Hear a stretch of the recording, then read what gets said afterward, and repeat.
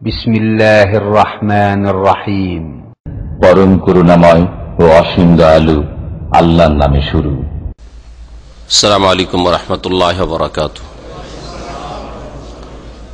ইন্নাল হামদালিল্লাহ নাহমাদুহু ওয়া নাস্তাঈনুহু ওয়া নাস্তাগফিরুহু ওয়া নাউযু বিল্লাহি মিন শুরুরি আনফুসিনা ওয়া মিন সাইয়্যাতি আমালিনা। মান ইয়াহদিহিল্লাহু ফালা মুদিল্লা লাহু ওয়া মান ইউদ্লিলহু ফালা হাদিয়া লাহু। ওয়া আশহাদু আল লা ইলাহা ইল্লাল্লাহু ওয়াহদাহু লা শারীকা লাহু ওয়া আশহাদু আন্না মুহাম্মাদান আবদুহু ওয়া রাসূলুহু সাল্লাল্লাহু তাআলা আলাইহি ওয়া আলা আলিহি ওয়া সাহবিহি ওয়া সাল্লামা তাসলিমান কাসীরা। अम्मा बाद फ़अऊज़ु बिल्लाहि मिनश शैतानिर रजीम। बिस्मिल्लाहिर रहमानिर रहीम।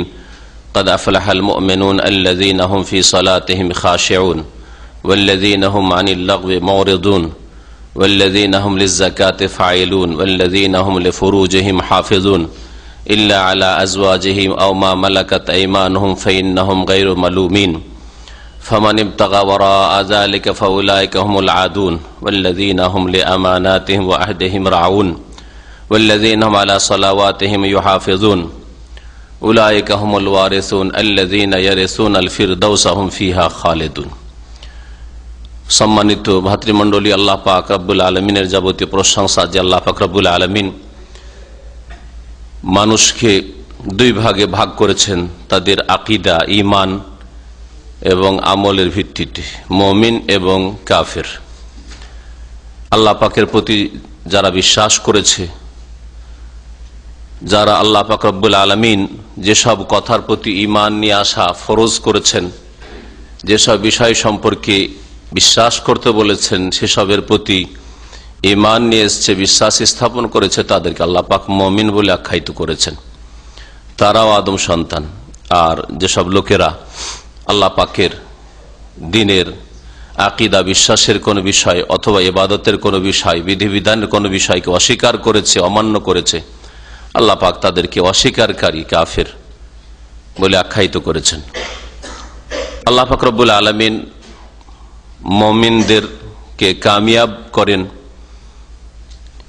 এই বিষয়টি আল্লাহ পাক রব্বুল আলামিন এই সূরাতুল মুমিনুনে ইরশাদ করেছেন। আর মুমিনদের বেশ কিছু গুণাবলী আল্লাহ পাক উল্লেখ করেছেন। আজকে এই তাফসীর শুরু হবে সূরাতুল মুমিনুনের।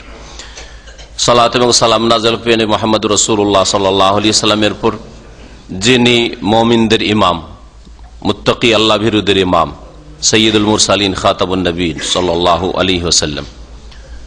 এই সূরা মক্কি সূরা।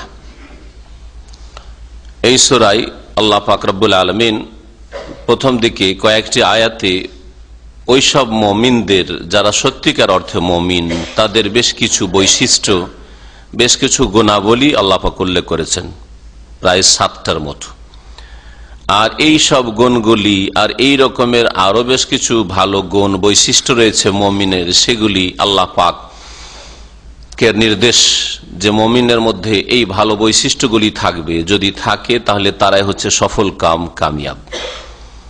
তারা হচ্ছে আল্লাহ পাকের জান্নাতুল ফিরদৌসের ওয়ারিস। এরা হচ্ছে উত্তরাধিকারী আল্লাহ পাকের জান্নাতের। এরাই জান্নাতের অধিকারী হবে, এদের জন্যই জান্নাত নসিব রয়েছে। এই গুণগুলি আজকে আমরা জানবো কোরআনে কারীমের এই আয়াতগুলির আলোকে। আর তারপরে অন্যান্য বিষয় আল্লাহ পাক মানুষকে যে সৃষ্টি করেছেন বিভিন্ন স্তরে, সেই বিষয়গুলি আল্লাহ পাক বর্ণনা করেছেন। তারপরে আল্লাহ পাক রব আসমান জমিন সৃষ্টি করেছেন, এই বিষয়গুলি রয়েছে। তারপরে আল্লাহ পাক আম্বিয়া রাসূলগণের কিছু ঘটনার দিকে ইঙ্গিত করেছেন। মহান আল্লাহ ইরশাদ করছেন, কাদ আফলাহাল মুমিনুন, নিঃসন্দেহে ওই সব বিশ্বাসীরা, মুমিনরা সফল কাম। সফলতা কাকে বলা হয়? ফালাহ। যেই ফালাহ ডাক দেওয়া হয়, আহ্বান করা হয় আজানে, ইকামতে, হাইয়া আলাল ফালাহ, এসো সার্বিক কল্যাণের উদ্দেশ্যে, সফলতার উদ্দেশ্যে। এখানে নামাজের দিকে ডাক দেওয়াকে, নামাজে আসাকে সফলতা, কামিয়াবি, ফালাহ বলা হয়েছে।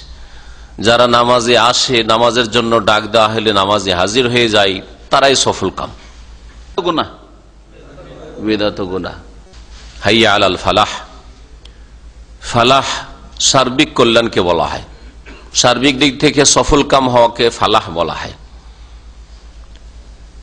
এই ফালাহ আল্লাহ পাক রব্বুল আলামিন মুমিনদের জন্য রেখেছেন। ফালাহ মানে কি? ফালাহ মানে কি? দুনিয়ার কামিয়াবি, যে দুনিয়া মাত্র কয়েকদিনের, যার জন্য বেশি হবে তার জন্য 50-60 বছর 100 বছরের, তার বেশি নয় না, এর নাম ফালাহ নয়।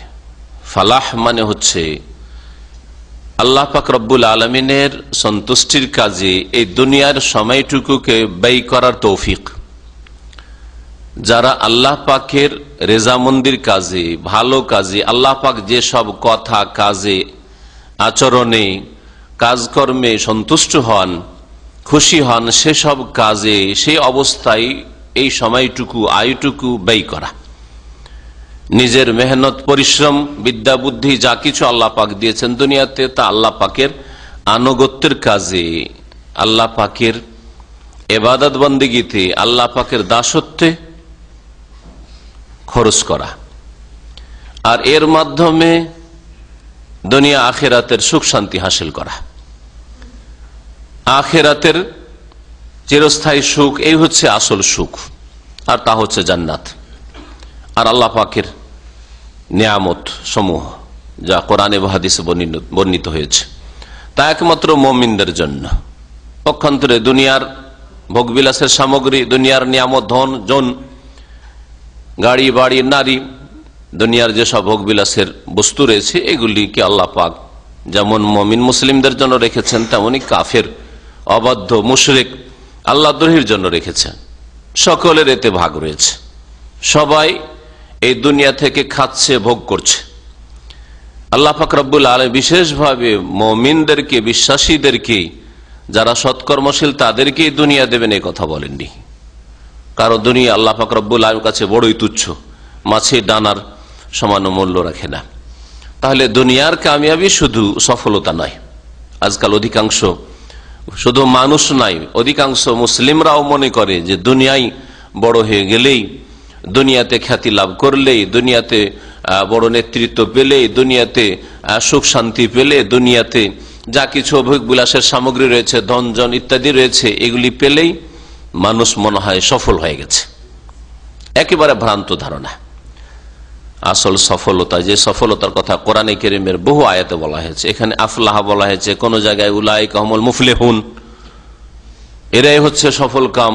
বিভিন্ন ভাষা আল্লাহ পাক রব্বুল আলামিন সফলতার কথা, কোন জায়গায় আল্লাহ ফায়েজুন বলেছেন, ওয়াযালিকা হুয়াল ফাউজুল আযীম, মহা সাফল্য আল্লাহ পাক বলেছেন।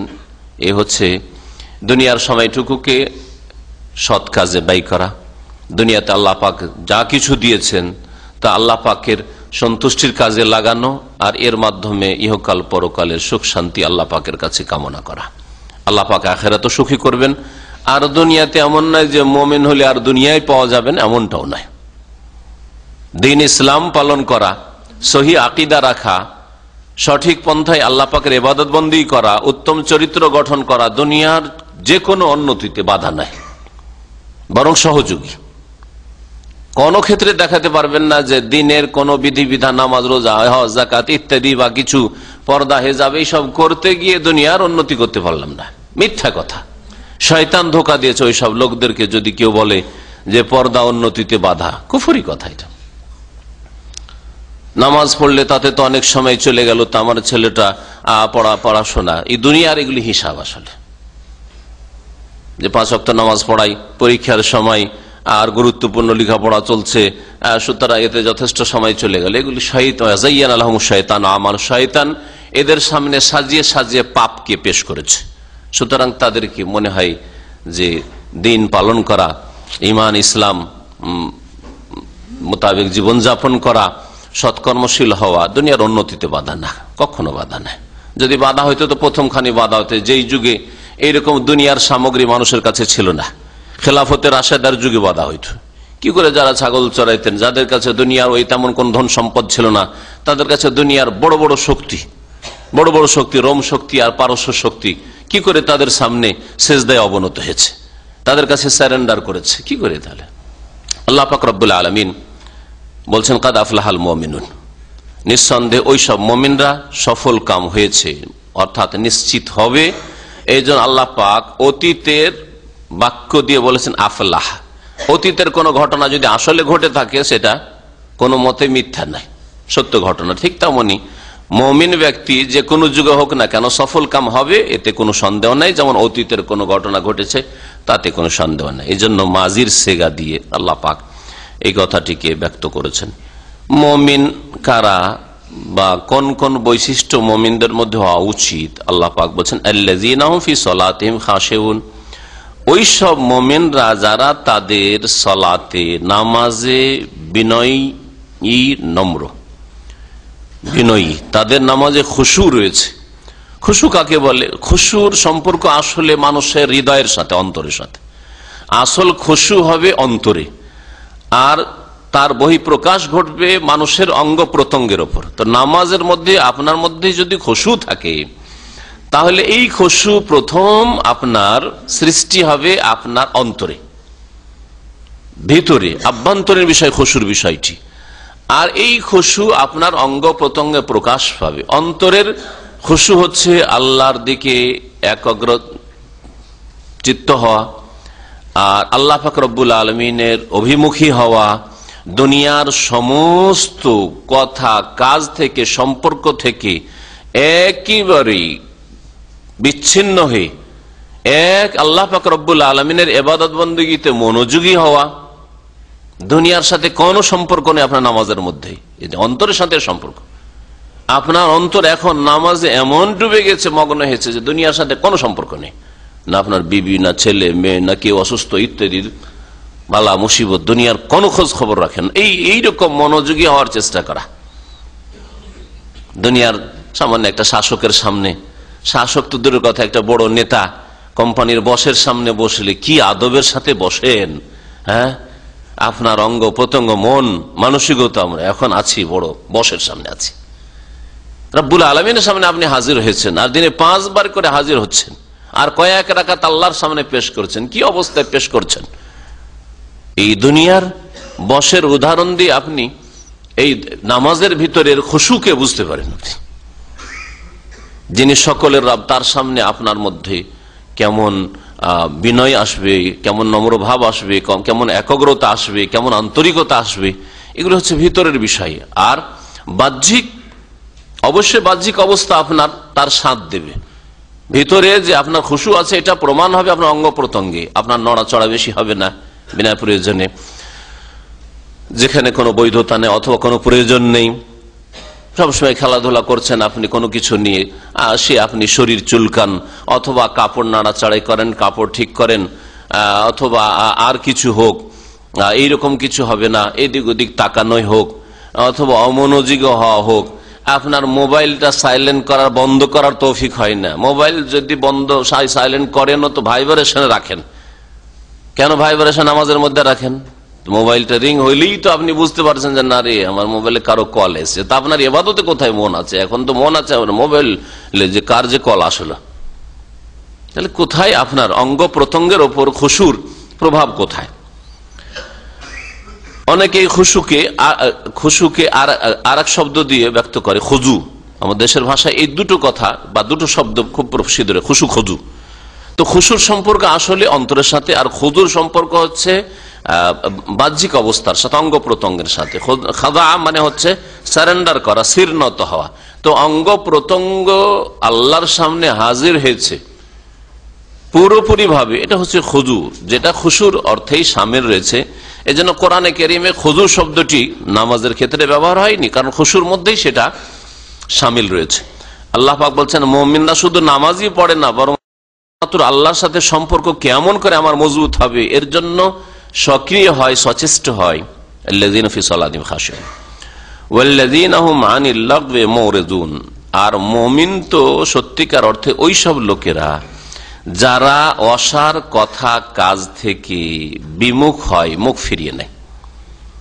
লাগো এমন কথা কাজ যাতে দিন দুনিয়ার কোনো ফায়দা নেই। দাঁত থাকলে ওই আমলটা কবুল হবে না, কিন্তু সবগুলি আমল দিনের কোনো ফায়দা নেই মানে একটিও নেকি নেই, দুনিয়ার কোনো ফায়দা নেই মানে একটি রিয়াল হালাল হয় না, একটি পয়সাও হালাল আসে না। এইরকম কাজ কোন মুমিন মুসলিম করে না। সুতরাং মুমিন কখনো তাস খেলতে পারে না। করে বিদআত করে, অনেক আমলি আছে যে তাস খেলে একটা হালাল পয়সা আসবে, আচ্ছা, যদি জুয়া খেলে, তো জুয়া খেলে আসবে হারাম পয়সা আসবে, হ্যাঁ, অথবা হারবে, হ্যাঁ, হারাম আসল, হালাল তো আসলে না, তাহলে ওটা আরো লগো বেশি। শুধু ওই বিদ্যার্থীরা নামাই তো ধরেছে, নামাজে অসার নয়, অসার কথা কাজ নয়, বরং হারাম। মুমিনরা হারাম নাজাইজ থেকে তো বাঁচে, এমন কি হারাম নাজাইজ নয়, হয়তো বৈধ, কিন্তু সেই বৈধ কাজ করে আমার ফায়দাটা কি, এটা কি পেলাম, এটা আমার একটা হালাল রুজি এসছে, এটা পয়সা এসছে, হালাল পয়সা না আসা নাই, সে একটা নেকি এসছে, তাও আসা নাই, তো কেন করবেন আপনি আপনার মূল্যবান সময়, মূল্যবান আয়ুটাকে, আর এই আয়ুর যোগ্য গুরুত্বপূর্ণ সময়গুলি আছে, এগুলোকে ফালতু কাজে কেন লাগাবেন, ফালতু কাজ ফালতু কথা কেন লাগাবেন, অসার কথাবার্তা, কথার শেষ নাই, বলতে আছে।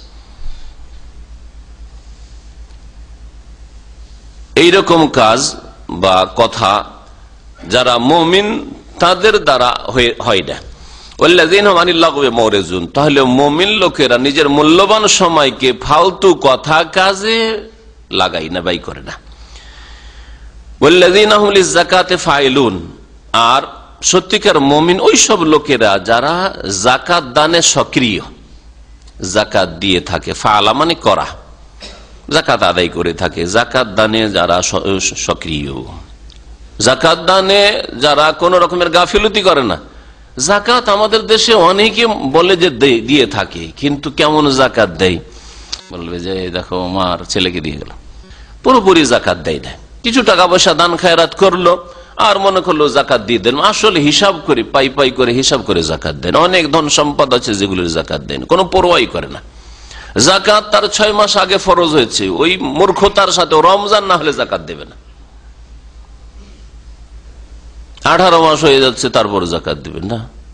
যাকাত দিতে হবে সক্রিয়ভাবে, না আমার এই মাসেই যাকাত ফরজ হয়েছে, এখনই আমাকে যাকাত দিতে হবে।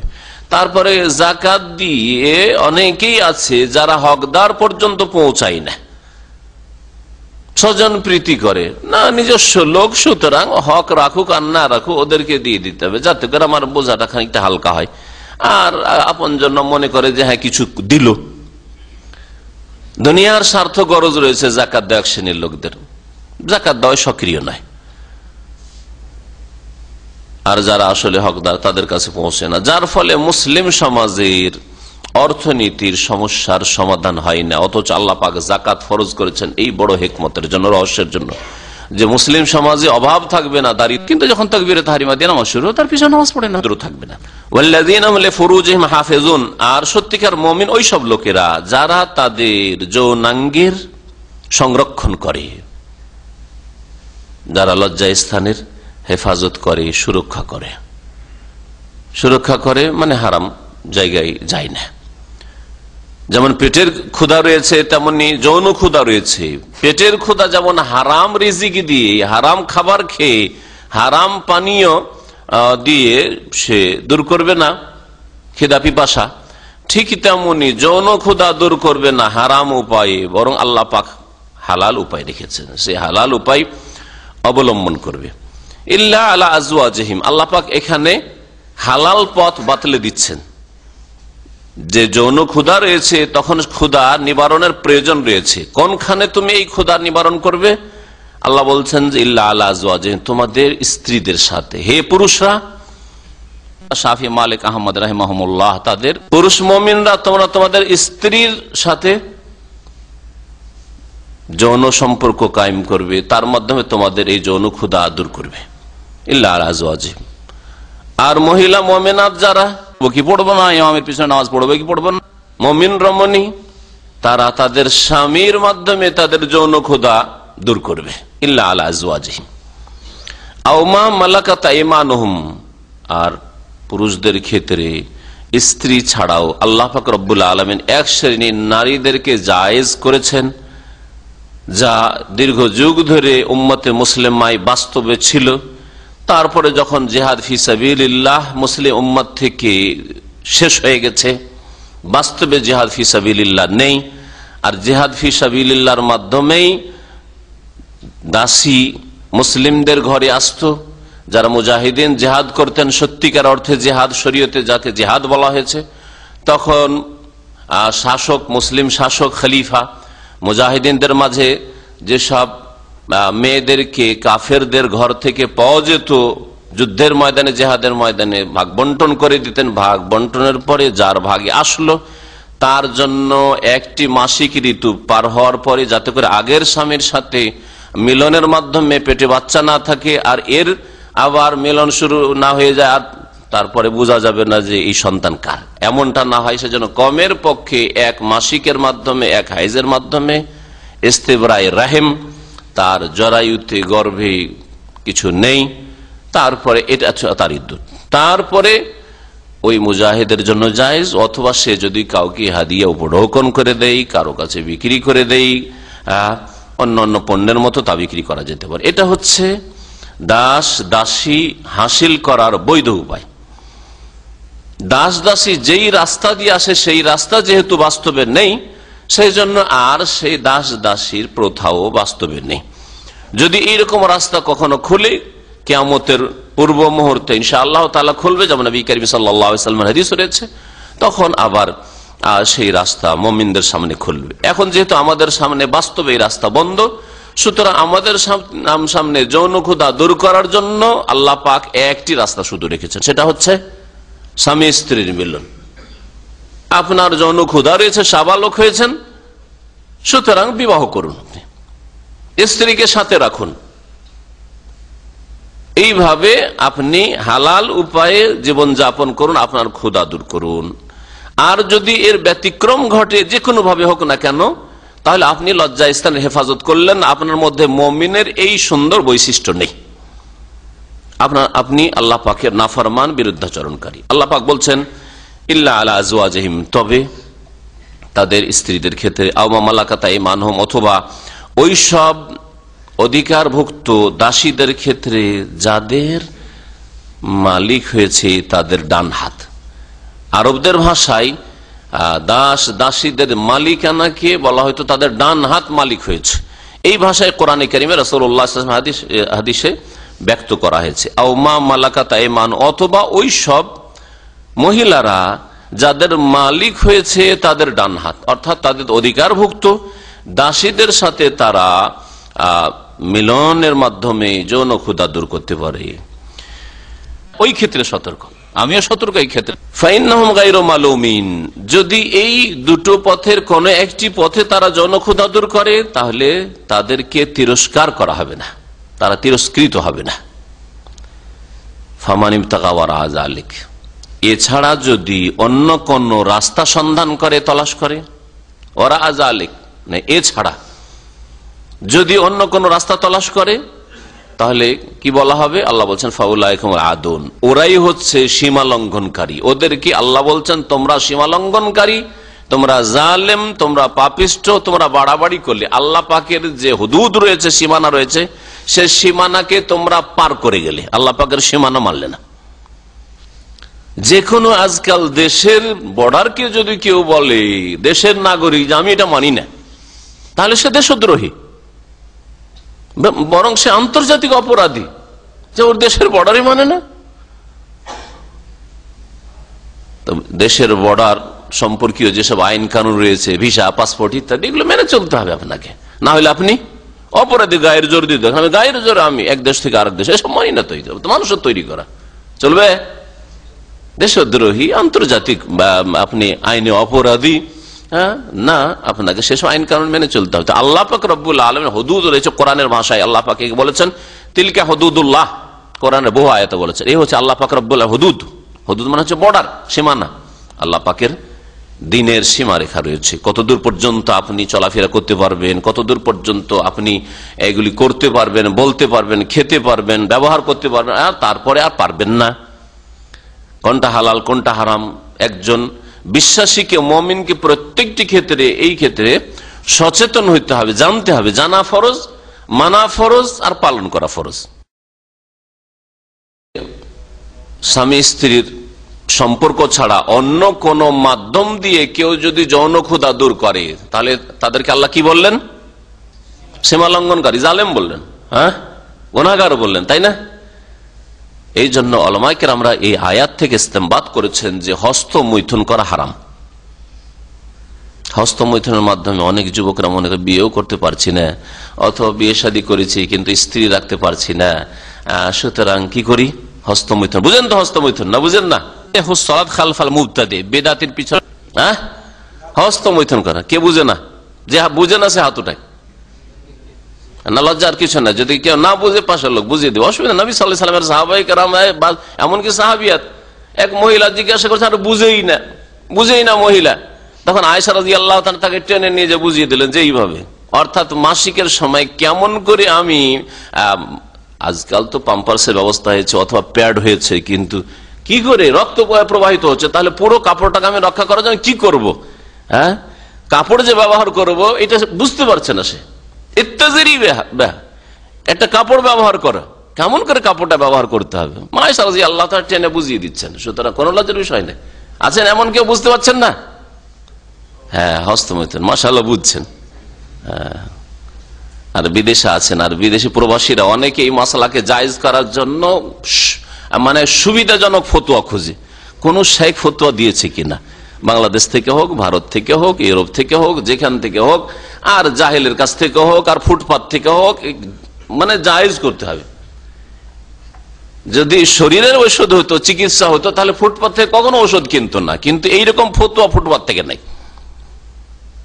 ফুটপাত থেকে এইরকম ফতোয়া নেই। যে কেউ একটা ফতোয়া দিল, হ্যাঁ, তখন স্ত্রীও নেই বা বিবাহ করতে পারছেন না, আর আপনি জেনা থেকে বাঁচবেন, ব্যভিচার থেকে বাঁচবেন, আপনি সমকামী থেকে বাঁচবেন, সেই জন্য যদি হস্তমৈথুন করে তো হারাম হবে না।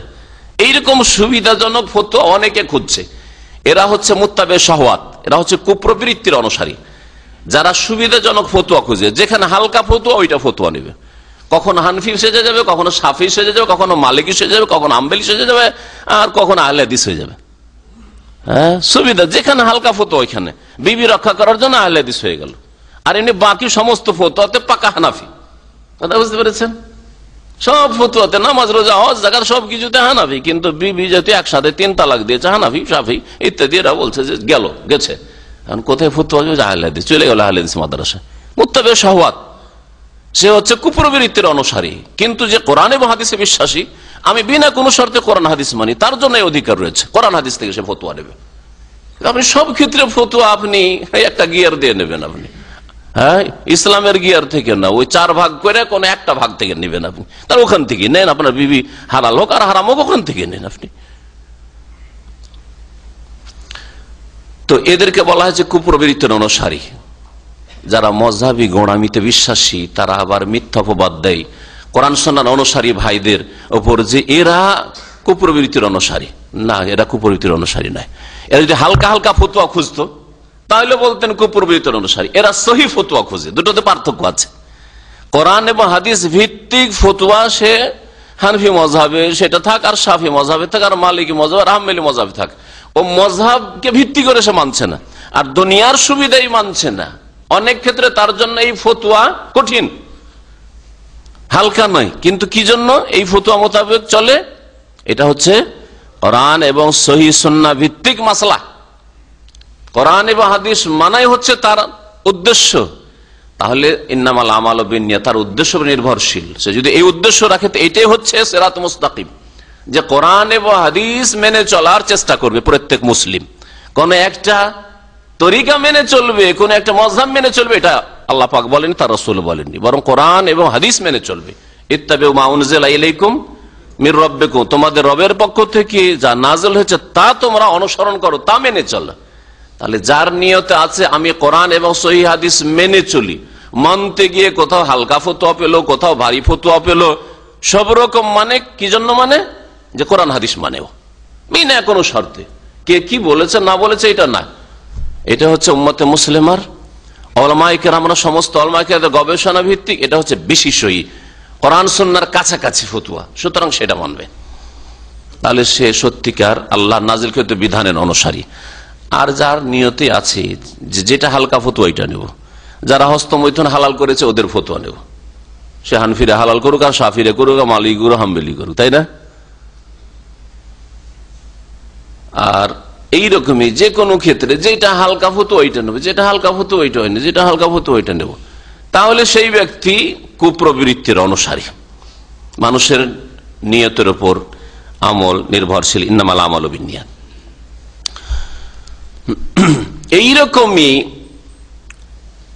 এক বড় মুসলিম বাতিল ফিরকা মোতাকে জায়েজ বলে। মোতার বিবাহ, মোতার বিবাহ কাকে বলে?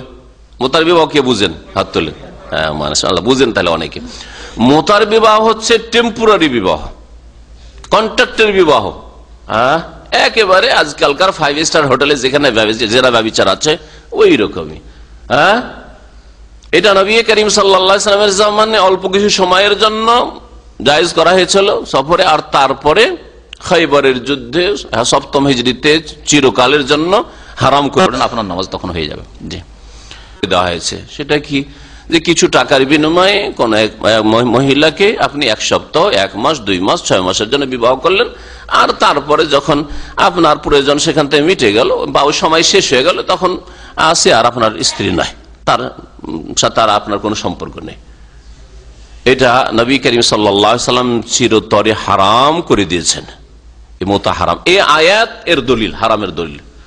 স্ত্রী ছাড়া, স্ত্রী ছাড়া আর অন্য কোন রাস্তা যদি কেউ তলাশ করে, অন্য রাস্তার মধ্যে যেমন হস্তমৈথুন, তেমন অন্য রাস্তার মধ্যে হচ্ছে মোতার বিবাহ। হ্যাঁ, টেম্পোরারি বিবাহ। এইরকমই 5 স্টার হোটেলে দিনে 5,000 টাকা দিল, হ্যাঁ, তারপরে থাকলো 10,000 টাকা দিল আর থাকলো।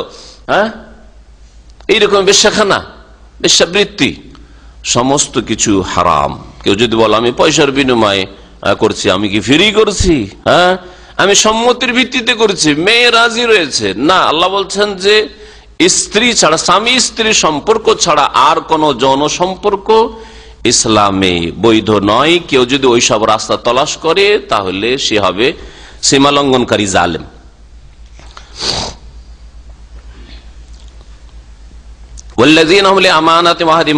আর মুমিন ওই সব লোকেরা যারা নিজেদের আমানত এবং প্রতিশ্রুতি, হ্যাঁ,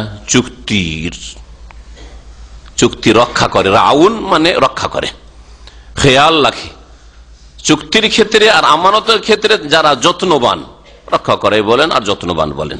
রেআয়াত করা মানে রক্ষা করা, আর রেআয়াত করা মানে হচ্ছে যত্নবান হওয়া। আমানত রক্ষা করা, আমানত ধন সম্পদের সাধারণত হয়ে থাকে আর সাধারণ মানুষ বুঝে। এছাড়া কথার আমানত হতে পারে, কাউকে আপনি একটা কথা বললেন, গোপনীয় কথা, যেটা ফাঁস হয়ে গেলে অনেকের ক্ষতি হবে, অথবা যেই ব্যক্তি বলছে তারই ক্ষতি হবে, যাকে বলা হচ্ছে তারই ক্ষতি হবে, তাহলে আপনাকে কথাটা আমানত রাখা হয়েছে। কথারও আমানত হইতে পারে। আমানত কোরআনে হাদিসে অত্যন্ত ব্যাপক অর্থে ব্যবহার হয়েছে। আল্লাহ পাক রব্বুল আলামিনের হকের ক্ষেত্রে আমানত, ইন্না আরাদনাল আমানা, সেখানে আল্লাহ পাক পুরো দিনকে বুঝিয়েছেন। আর এমনি মানুষের সাথে আমানত হচ্ছে কথার আমানত, কাজের আমানত, তারপর টাকা পয়সার আমানত। টাকা পয়সা কারো কাছে জমা রাখেন, এটা আমানত। ব্যাংকে যে টাকা রাখছে এটা আমানত, ডিপোজিট করছেন এটা আমানত, ওর কাছে আমানত রেখেছেন। কোন ব্যক্তির কাছে টাকা পয়সা রাখছেন, আমানত। ধার দিচ্ছেন, এটা আমানত, যাতে খেয়ানত না করে, ফিরিয়ে দেয়। কাজের আমানত, আপনার যে কাজকর্ম, চাকরি, সেটা কাজকর্ম আপনার আমানত। আপনাকে বেশ কিছু কাজ দেওয়া হয়েছে, সেই কাজগুলি সম্পর্কে আপনাকে জানিয়ে দেওয়া হয়েছে। এই কাজগুলির যদি গোপনীয়তা রক্ষা করতে হয়, গোপনীয়তা রক্ষা করতে হবে। তারপরে যেসব যন্ত্রপাতি আপনাকে দেওয়া হয়েছে সেগুলির হেফাজত করতে হবে, এগুলি আমানত আপনার। তারপরে যেই সময়টা 8 ঘন্টা আপনার ডিউটি, এটা হচ্ছে আপনার আমানত, ইত্যাদি আমানত, এইগুলি ক্ষেত্রে। তো মুমিনরা নিজের আমানতের কি করে? হেফাজত করে, আমানতের ক্ষেত্রে যত্নবান হয়। আর ওয়াদা, প্রতিশ্রুতি, ব্যক্তির সাথে হোক, জাতির সাথে হোক, এক দেশের আর এক দেশের সাথে হোক, আন্তর্জাতিক কোন চুক্তি হোক, যে কোনো চুক্তি তারা ভঙ্গ করে না। চুক্তি ভঙ্গ করা, ওয়াদা খেলাফি করা, বিশ্বাসঘাতকতা, এগুলি মুনাফিকের চরিত্র, মুমিন করে না। ওয়াল্লাযীনা আলা সালাওয়াতিহিম ইউহাফিজুন, আর মুমিন সত্যিকার অর্থ ওইসব লোকেরা যারা তাদের সালাতগুলির, নামাজগুলির কি করে? হেফাজত করে, সংরক্ষণ করে। আল্লাহ পাক নামাজ দিয়ে শুরু করলেন মুমিনের বৈশিষ্ট্য উল্লেখ করা, আর নামাজ দিয়ে আবার শেষ করেছেন এই 7টি বৈশিষ্ট্যকে। এতে বোঝা যায় যে নামাজ ছাড়া কোন রকমের ফালাহ নেই। এই জন্য নামাজের জন্য আহ্বান করার ক্ষেত্রে আজান, একামতে হাইয়া আলা সালার সাথে হাইয়া আলাল ফালাহ নবী করিম সাল্লাল্লাহু আলাইহি ওয়াসাল্লাম আজান একামতে শিখিয়েছেন। নামাজ ছাড়া কোনো কল্যাণ নেই। দুনিয়ারও কোনো কল্যাণ নেই, আখিরাতের কোনো কল্যাণ নেই। যেই ফালাহ কোরআনের ভাষায় বলা হয়েছে, দিনের ভাষায় বলা হয়েছে, মুসলিম জীবনে, মুমিন জীবনে কোনো সফলতা নেই যদি কারো জীবনে নামাজ না থাকে, যতই চরিত্রবান হোক না কেন, যতই ভালো মানুষ। আজকালকার ভাষায় ভালো মানুষ আবার কিছু গুণ থাকলে ভালো মানুষ হয়ে যায়।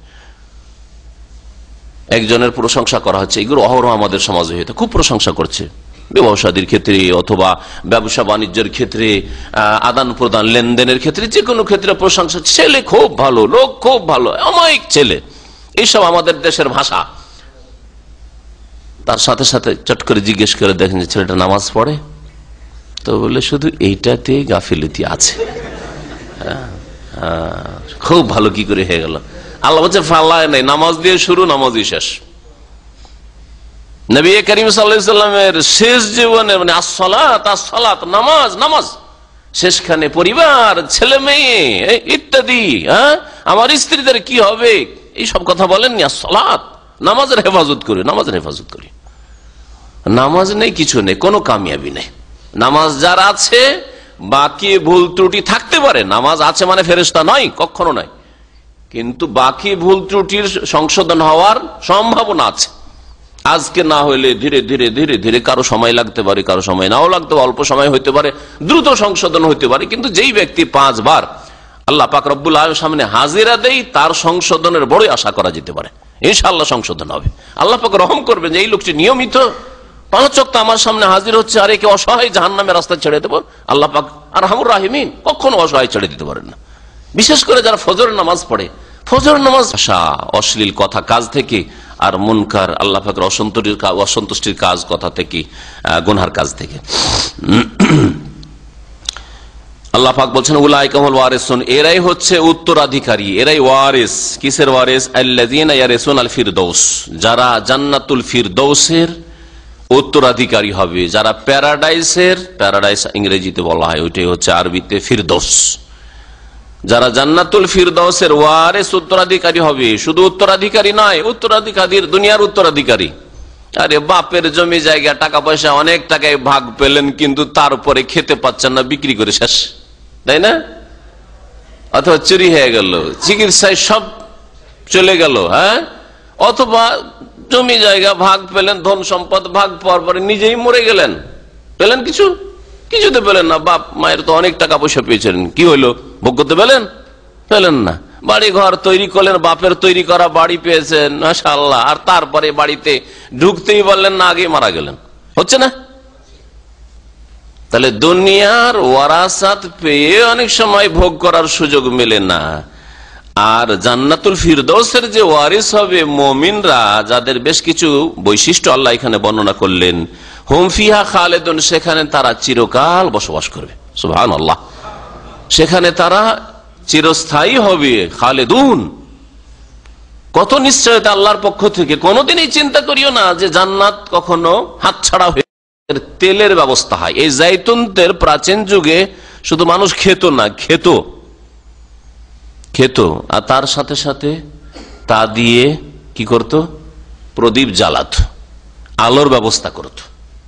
আল্লাহ নূরুস সামাওয়াতি ওয়াল আরদ, ওখানে ওই ক্ষেত্রেই বলা হয়েছে জাইতুনাতিন লা শারকিয়াতিন ওয়ালা গারবিয়া। তো এই জাইতুন তেলকে এই কাজে ব্যবহার করত। আজকাল আলহামদুলিল্লাহ অনেক ব্যবস্থা হয়ে গেছে, বিদ্যুৎ ছাড়াও কেরোসিন তেল, ডিজেল তেল, আরো কিছু রয়েছে, যার ফলে আর জাইতুন লব্ধ না মানুষের জন্য। কিন্তু সেই যুগে জাইতুনকে ব্যবহার করত, বিশেষ করে ফিলিস্তিন, প্যালেস্টাইন, শাম দেশের মানুষরা, যে দেশে জাইতুন সবচেয়ে বেশি উৎপাদন হয়। তাম্বত বিদ্দহন, এই জন্য দহন বলা হয়েছে, দহন মানে তেল। ওয়াসিবগিন লিল আকিলিন, আর ভক্ষণকারীদের জন্য তা তরকারি রূপে আল্লাহ সৃষ্টি করেছেন।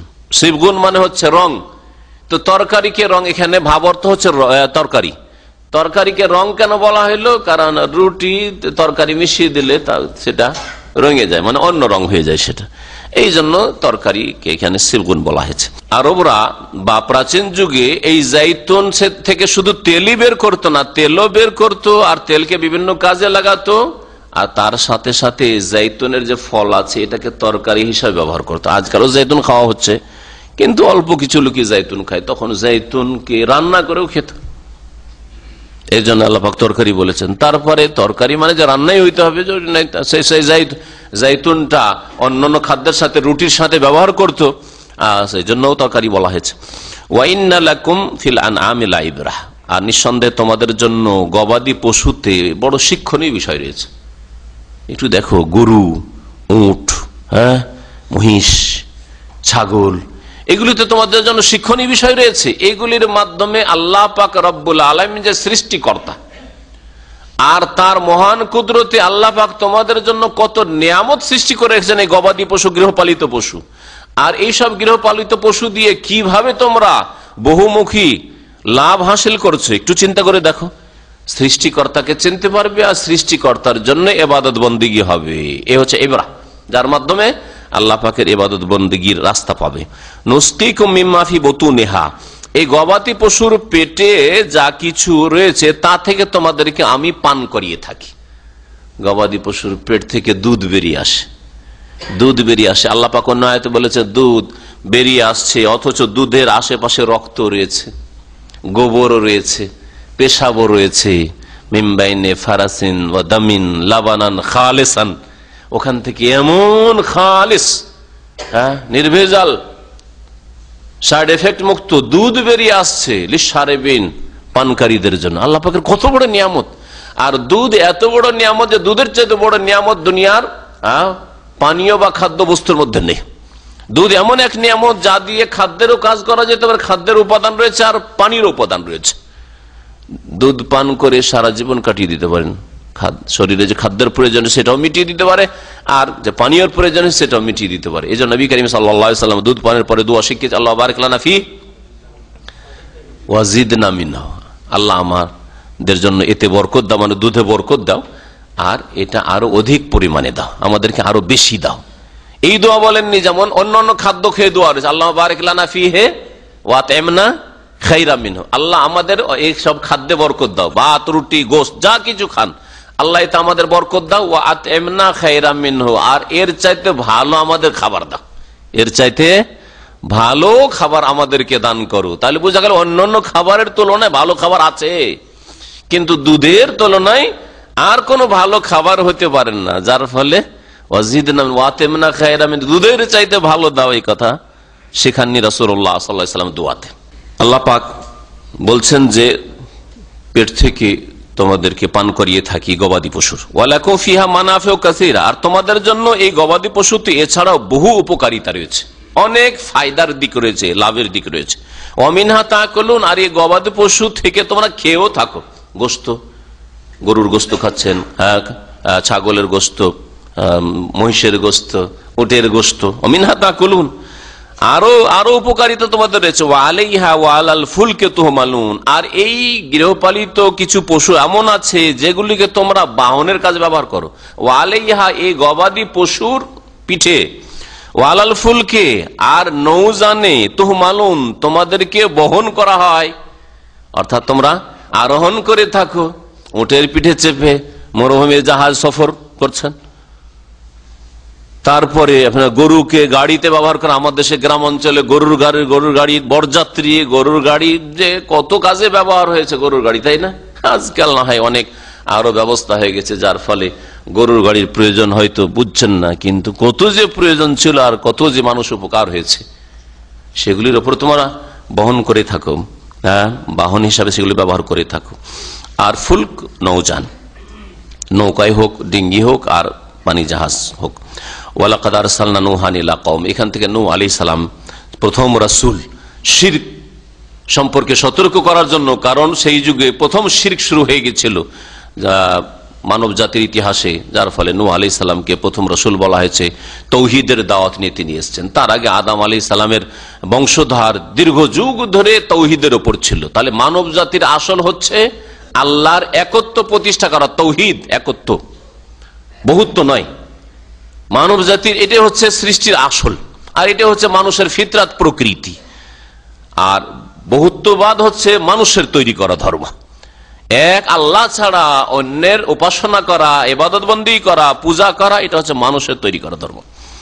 আল্লাহ পাক বলছেন যে নিঃসন্দেহে আমি পাঠিয়েছিলাম নূহ আলাইহিস সালামকে ইলা কওমিহি, তার জাতির কাছে। ফাকালা, তখন নূহ আলাইহিস সালাম বলেছিল, ইয়া কওমে, হে আমার সম্প্রদায়, ওবুদুল্লাহ, তোমরা আল্লাহ পাকের ইবাদত করো, মা লাকুম মিন ইলাহিন গায়রু, তার ছাড়া তোমাদের কোনো সত্য উপাস্য নেই, আফালা তাত্তাকুন, তোমরা কি সতর্ক সাবধান হবে না, তোমরা কি ভয় করবে না আল্লাহ পাককে।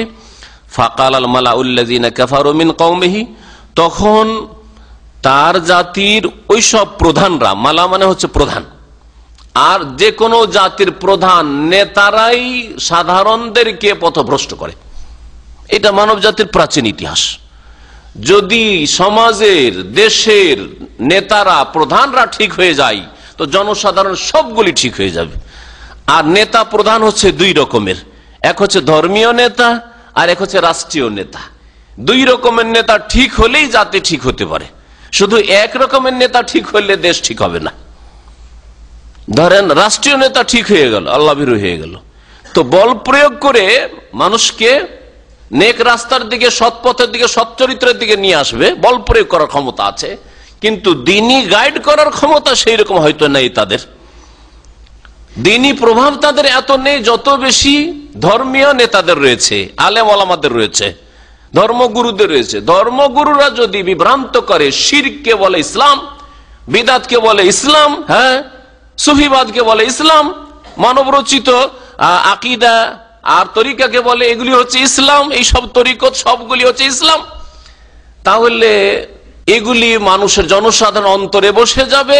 তাদের ওপর যদি রাষ্ট্রীয় নেতারা বল প্রয়োগ করে, লুকিয়ে লুকিয়ে বাতিল ধর্ম পালন করবে, সংশোধন হবে না, ঠিক না? যার ফলে দুই রকমের নেতার সংশোধন আবশ্যক। নেতারাই গুমরা করেছে, ধর্মগুরুরা গুমরা করেছে, এরা হচ্ছে সমাজের নেতা। আর ধর্মগুরুদের নেতৃত্ব মানুষের, জনসাধারণ অন্তরের উপর প্রতিক্রিয়া সৃষ্টি করে।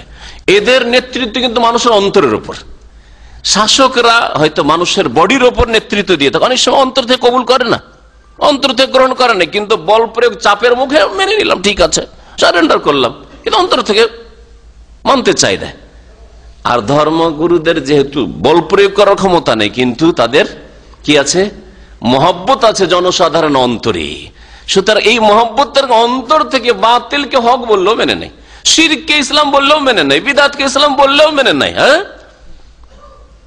এদের গুমরাহির আশঙ্কা বেশি, এদের দ্বারা বেশি লোকেরাই গুমরাহ হয়েছে। ধর্ম গুরু যারা ধর্মের নামে শিরক বিদাতের তালিম দিয়েছে, শিক্ষা দিয়েছে, তাদের দ্বারা বেশি মানুষ পথভ্রষ্ট হয়েছে। তো যুগে যুগে যারা নেতা প্রধান, এরাই কিন্তু জনসাধারণকে পথভ্রষ্ট করেছে। আজও যে কোনো মুসলিম সমাজ থেকে বাতিলপন্থী ধর্মগুরুদেরকে সরিয়ে দেন, শিরক বিদাতের যারা ধর্মগুরু এদেরকে সরিয়ে দেন, আর জালেম শাসক যারা অশ্লীলতা ছড়াচ্ছে, পাপ ছড়াচ্ছে, পাপের রাস্তা খুলে দিচ্ছে, তারা সরে যাক, সৎ নেতা চলে আসুক, দেশের জনসাধারণ সমস্ত স্তরের মানুষ আল্লাহ ওয়ালা হয়ে যাবে, আল্লাহর পথে চলে আসবে ইনশাআল্লাহ। আল্লাহ পাক রব্বুল আলামিন যেন এর তৌফিক আমাদেরকে দান করেন।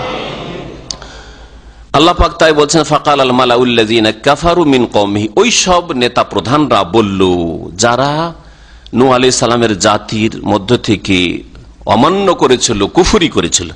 কাফের প্রধানরা বলল, এক কথায় তার জাতির কাফের প্রধানরা বলল, মা হাযা ইল্লা বাশারুম মিসলুকুম, এই নূহ হচ্ছে তোমাদের মতো একজন মানুষ, মানুষ আবার কি করে নবী হইতে পারে? তাহলে এই মানব জাতির পুরাতন ইতিহাস যে মানুষকে নবী মানতে রাজি হয় না, ঠিক না? যারা বাতিলপন্থী মুশরিক ছিল প্রাচীন যুগে, যুগে যুগে তারাও নূহ আলাইহিস সালামকে বা অন্যান্য নবীকে নবী মানতে কেন রাজি হয়নি? মানুষ কেন নবী হলো? মানুষ আবার কি করে নবী হইতে পারে? এই আকীদায় যদি মুসলিম উম্মতের গুমরাহদের মধ্যে থাকে যে নবী মানুষ না, নবী নূরের তৈরি, তাহলে একই রকম আকীদা না, একই বাতিল তরিকা না? চিন্তা করুন তাহলে। জি হ্যাঁ, ওরাও মানতে রাজি হয়নি, মানুষ কেন নবী হয়ে আসলো, ফেরেশতা কেন আসলো না? এরাও মানতে রাজি না আকীদার ক্ষেত্রে, বিশ্বাসের ক্ষেত্রে, না না না, নবী মানুষ কেন হবে? নবী নূরের তৈরি, মানুষ তো মাটির তৈরি, মাটির তৈরি বললে মানহানি হয়ে যায়, ছোট করে দেওয়া হয়। চিন্তা করুন আপনি, মাটির তৈরি আদম আলাইহিস সালাম, আদমকে ফেরেশতারা সিজদা করছে, নূরের তৈরি ফেরেশতা, তো যে সিজদা করছে সে কি করে শ্রেষ্ঠ হইতে পারে? যাকে সিজদা করা হচ্ছে সে শ্রেষ্ঠ, তাই না? তো মুহাম্মদ সাল্লাল্লাহু আলাইহি সাল্লামকে যদি আদম সন্তান বলি, তাহলে তো বেশি মান মর্যাদা দিলাম, সম্মান ইজ্জত দিলাম। এই কথা তাদের বুঝে আসে না। আর অসংখ্য মানুষকে গুমরাহ পথভ্রষ্ট করে রেখেছে নূরে নবী করে। আল্লাহ পাক রব্বুল আলামিন তারপরে ইরশাদ করছেন এদের ভাষায়, এই নূহ আলাইহিস সালামের জাতি কাফেরদের ভাষায়, মাহাজা, এরা বলেছিল এ তো তোমাদের মতো মানুষ গো, ইউরিদু আন ইয়াতাফাদ্দালা আলাইকুম, তাহলে এই নবী হওয়ার দাবি কেন করলো? বলছে নবী রাসূল এসেছি কেন? বলছে আসলে এ চাই যে তোমাদের ওপর শ্রেষ্ঠত্ব অর্জন করবে। কারণ কোন একটা কিছু সমাজে বলে, কোন একটা বিষয়কে ইস্যু বানিয়েই তো উপরে উঠতে হবে। তো এটা হচ্ছে নেতৃত্বের সিঁড়ি। আসলে তোমাদের এই নেতা হতে চাই, সাধারণ মানুষে নূহ থাকতে চাই না। ইউরিদু আন ইয়াতাফাদ্দালা আলাইকুম, তোমাদের মধ্যে এ শ্রেষ্ঠত্ব হাসিল করতে চাই, প্রাধান্য পেতে চাই। ওয়ালাউ শা আল্লাহ, আল্লাহ যদি চাইতেন যে নবী পাঠাবেন, লা আনজালা মালায়েকা, তাহলে ফেরেশতা পাঠিয়ে দিতেন, ফেরেশতা নবী আসতো। মানুষকে কেন নবী মানবো? মা সামি'না বিহাযা ফি আবাইনাল আউয়ালিন, আমাদের পূর্বপুরুষদের মাঝে এই রকমের কথা আমরা শুনিনি। তাওহীদ, আল্লাহর একত্ব, এগুলি হচ্ছে শিরক, ওয়াদ, সুয়া, ইয়াগুস, ইয়াউক, এগুলোর পূজা হচ্ছে শিরক। এইগুলি কথা আমাদের পূর্বপুরুষদের মধ্যে শুনিনি। পূর্বপুরুষ মানে কি? ওই যে কয়েকশো বছর শিরক শুরু হয়েছে ওদের মাঝে শুনি। তার আগের ইতিহাস দেখবে না। বাতিলপন্থীদের কাজটা এরকম, ঠিক না? তার আগের ইতিহাস দেখবে না। ঠিক তেমনি বিদাতি সমাজে যদি যান, শিরকি সমাজে যান, আর যদি তাওহীদের কথা বলেন, সুন্নতের কথা বলেন, আমাদের পূর্বপুরুষ 14 পিঢ়ির মধ্যে এই সব কথা শুনি। কোথা থেকে নিয়ে আসলেন আপনি এরকম? কোথা থেকে এরকম নামাজ নিয়ে আসলেন? কোথা থেকে এইসব কথা নিয়ে আসলেন? অথচ নবী সাল্লাল্লাহু আলাইহি ওয়াসাল্লামের যুগ দেখুক, সাহাবায়ে কেরামদের যুগ দেখুক, খোলাফায়ে রাশিদের যুগ দেখুক, তাবেঈনদের যুগ দেখুক, তাবা তাবেঈনের যুগ দেখুক, চার ইমামের যুগ দেখুক, সেই যুগে দেখুক তো এগুলো ছিল কি? ওটা দেখার তৌফিক হয় না। ওরা তাদের পূর্বপুরুষ হইল না। তাদের পূর্বপুরুষ এই যে কয়েকশো বছর বিদআত ছড়িয়েছে মুসলিম সমাজে, ওইটা হলো পূর্বপুরুষ। বুঝতে পারছেন না? এইভাবে জাতিকে গুমরাহ করেছে। তো এইরকমই গুমরাহ লোকেরা বাহানা করত হককে, সত্যকে গোপন করার জন্য বা সত্যকে অস্বীকার করার জন্য। ইন হুয়া ইল্লা রাজুলুন বিহি জিন্নাহ, তারপরে কোন ব্যক্তিকে যদি হেয় প্রতিপন্ন করতে হয় তাহলে কি করতে হবে? পাগল পাগল বলতে হবে, তাই না? আপনিও যদি গ্রামে তাওহীদ সুন্নতের কথা নিয়ে যান, সহিহ হাদিসের কথা বলেন, আর আপনাকে যদি দুর্বল ভাবে, তাহলে কি বলবে? হ্যাঁ পাগল রে, কি জানে ও, পাগল বলবে। হ্যাঁ, যাতে করে সমাজের লোক আপনার কথা না শুনে যে আসলে পাগল, এর কথা শুনিও না। এইরকমই নূহ আলাইহিস সালামের কাফের জাতি করেছিল। তারা কি বলতো? ইন হুয়া ইল্লা রাজুলুন, এ তো একজন মানুষ, এমন মানুষ, বিহি জিন্নাহ, যে একে জিন ধরেছে। কেউ বেহি জিন্না মানে একে জিনে ধরেছে, জিনে ধরে পাগল করে দিচ্ছে। এই তরজমা জিন থেকে কেউ কেউ করেছে, আর অধিকাংশ তাফসীরকাররা বলছে বেহি জিন্না, জিন্না মানে জুনুন, মজনুন। এখান থেকে আরবিতে পাগলকে কি বলা হয়? মজনুন। এর মধ্যে পাগলামির রোগ রয়েছে, হ্যাঁ, উন্মত্ততা রয়েছে। ফাতারাব্বাসু বিহি, সুতরাং এর ক্ষেত্রে কিছুদিন অপেক্ষা করো, হাত্তাহীন, কিছু সময়ের জন্য অপেক্ষা করো, দেখবে যে পাগল নিজের পাগলামি থেকে সুস্থ হয়ে যাবে, আর না হলে এই পাগলামি ছেড়ে দেবে বা ধ্বংস হয়ে যাবে, আমরা আরাম পেয়ে যাব। কালা 950 বছর এইরকম দাওয়াত দিতে দিতে চলে গেল, কিন্তু তারা মানল না। তখন নূহ আলাইহিস সালাম আল্লাহ পাকের রাসূল দোয়া করলেন আল্লাহ পাকের কাছে, রব্বিন সুরনি, হে আমার রব প্রতিপালক, উনসুরনি, আমাকে সাহায্য করো, বিমা কাজ্জাবুন, কারণ এরা আমাকে মিথ্যা প্রতিপন্ন করেছে, আমাকে মিথ্যুক সাব্যস্ত করে দিয়েছে, আমি নাকি মিথ্যাবাদী। আল্লাহ তুমি আমার সাহায্য করো। সূরা কামারের একটি আয়াত রয়েছে যে তিনি দোয়া করেছেন, রব্বে ইন্নী মাগলুবুন ফান্তাসির, হে আল্লাহ আমি এদের কাছে অসহায় হয়ে পড়েছি, মাগলুব, অসহায় হয়ে পড়েছি, অপারগ হয়ে পড়েছি, আর পারছি না এদেরকে, 950 বছর হয়ে গেল। ফান্তাসির, সুতরাং তুমি প্রতিশোধ নাও, তুমি আমার সাহায্য করো, তুমি প্রতিশোধ নাও। ইন্তাসারা মানে প্রতিশোধ নেওয়া। এই বদদোয়া একটি বাক্যের, ছোট্ট একটি বাক্যের দোয়া। তাহলে ইখলাস যদি থাকে আর একগ্রতা থাকে, খুশু থাকে, তো অল্প দোয়াই যথেষ্ট। আর গাড়ির ঘন্টার ঘন্টা দোয়া, ইখলাস নেই, তাওহীদ নেই, সুন্নত নেই, হালাল রিজিক নেই, আমাদের দোয়া চলতি আছে, তারপর কবুল হয় না, ঠিক না? আর আম্বিয়া রাসূলুল্লাহর ছোট্ট একটি দোয়া, এক লাইনও না, হ্যাঁ, রব্বি ইন্নী মাগলুবুন ফান্তাসির।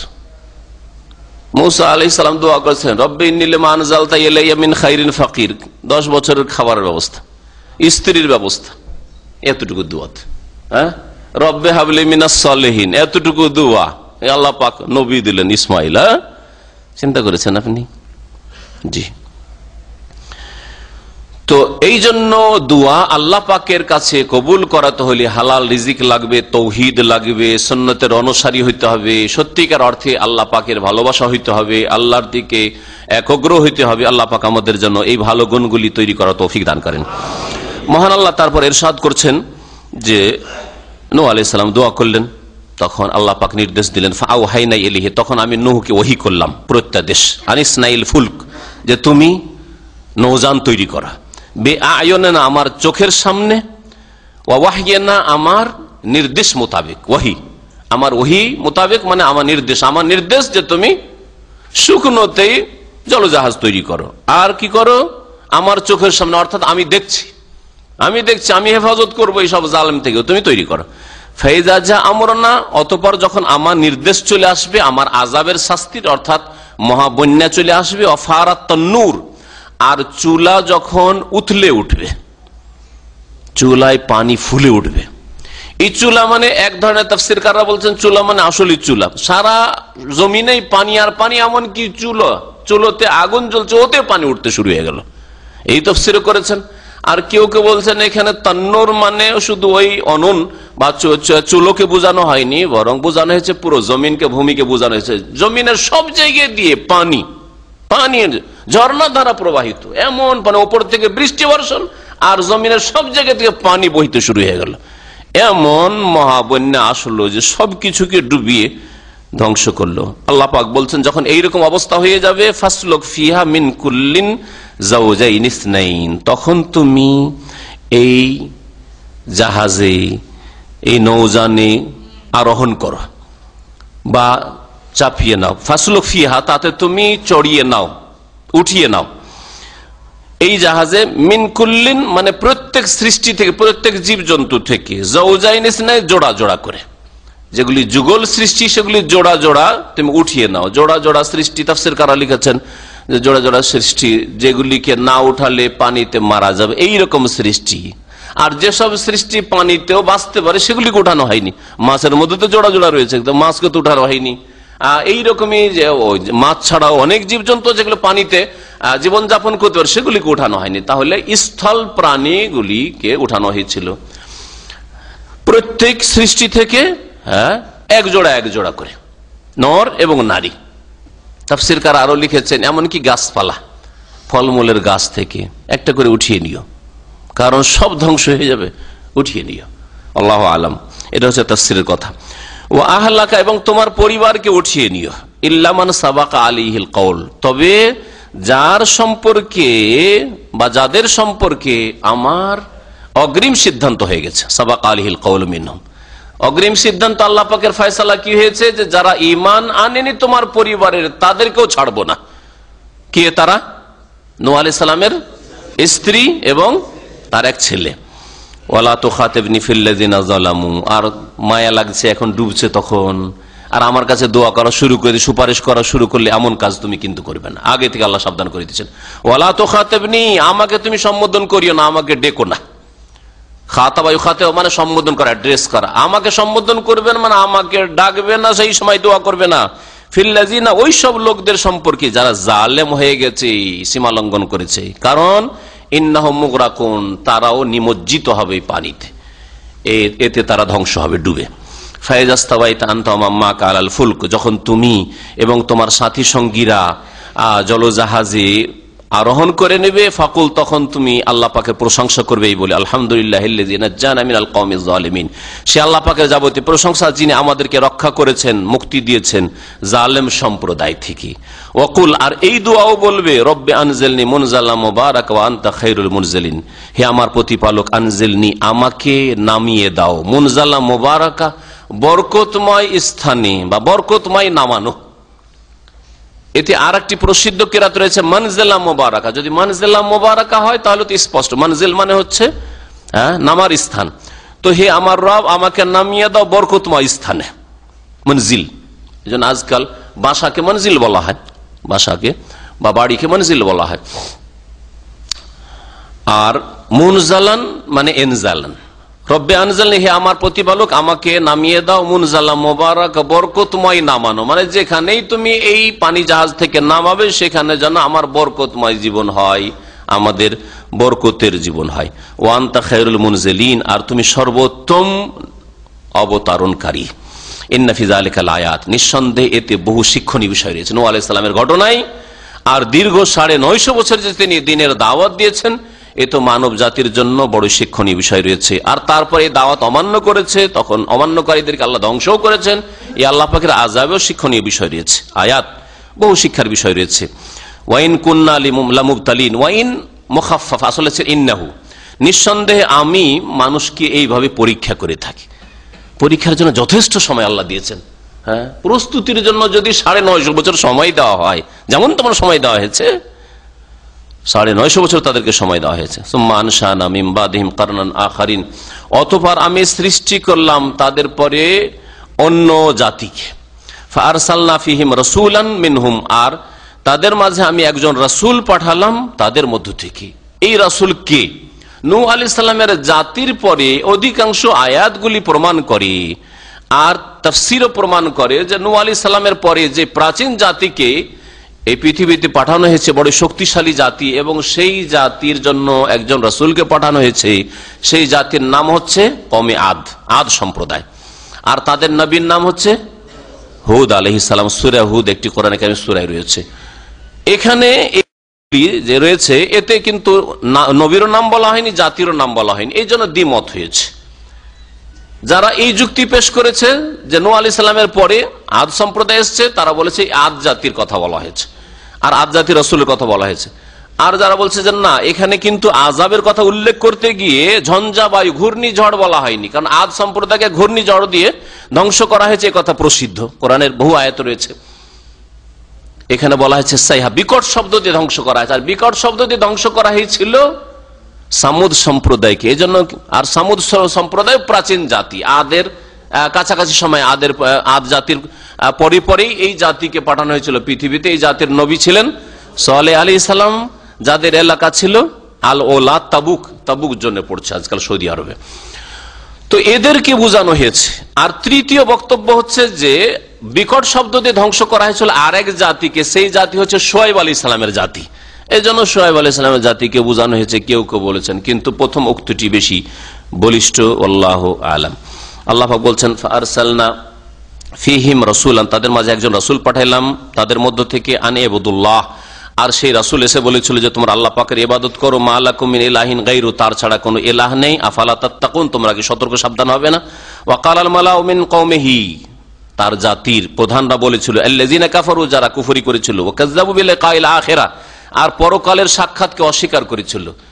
যারা আল্লাহ দ্রোহী, যারা আল্লাহ পাকের দ্বীনকে অস্বীকার করেছে, আম্বিয়া রসুলগণের সাথে খারাপ আচরণ করেছে, সৎকর্মশীল দায়ীদের সাথে খারাপ আচরণ করেছে, তাদের মধ্যে দুটো খারাপ গুণ থেকেছে।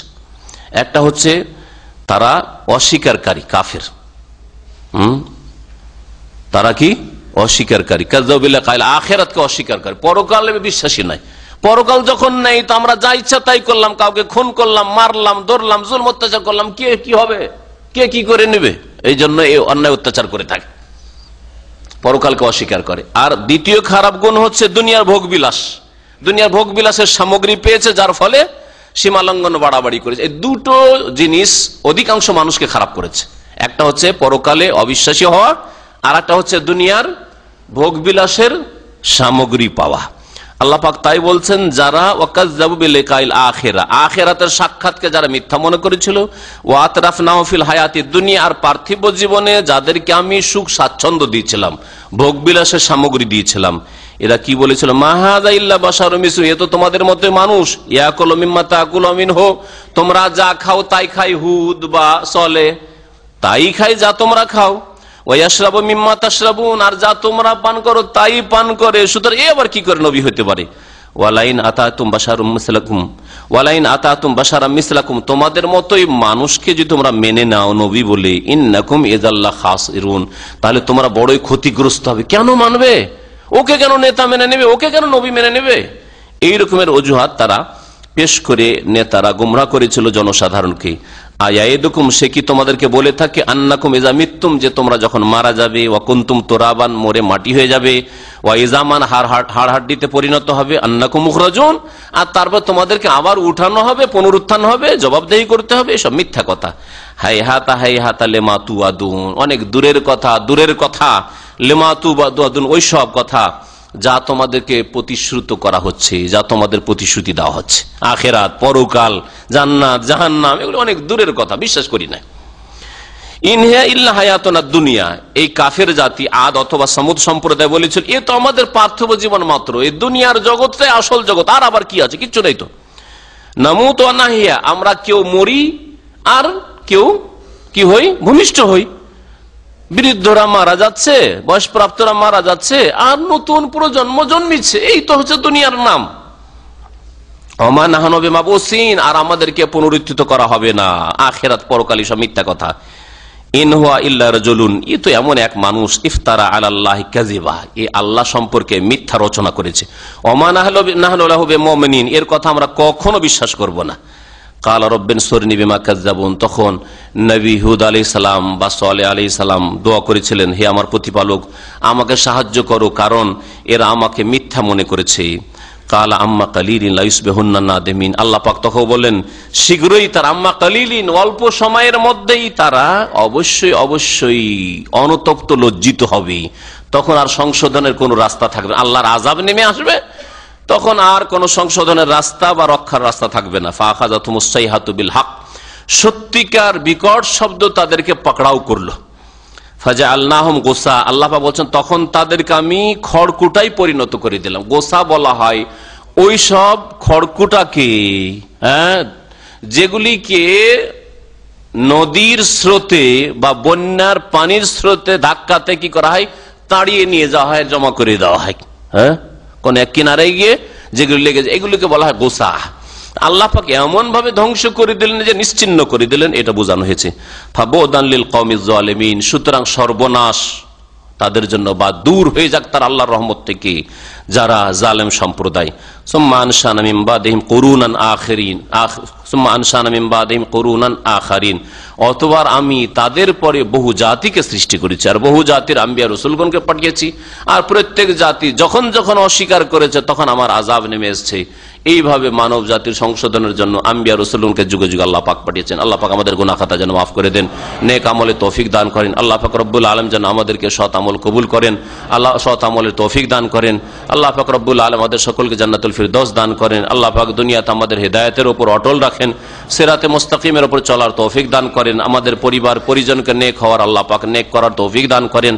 আল্লাহ পাক রব্বুল আলামিন দুনিয়া আখিরাতে আমাদের সার্বিক কল্যাণ দান করেন, আর আল্লাহ পাক রব্বুল আলামিন যেন আমাদের সার্বিক সফলতা দান করেন। সুবহান রাব্বিকা রাব্বিল ইজ্জাতি আম্মা ইয়াসিফুন ওয়া সালামুন আলাল মুরসালিন ওয়ালহামদুলিল্লাহি রাব্বিল আলামিন।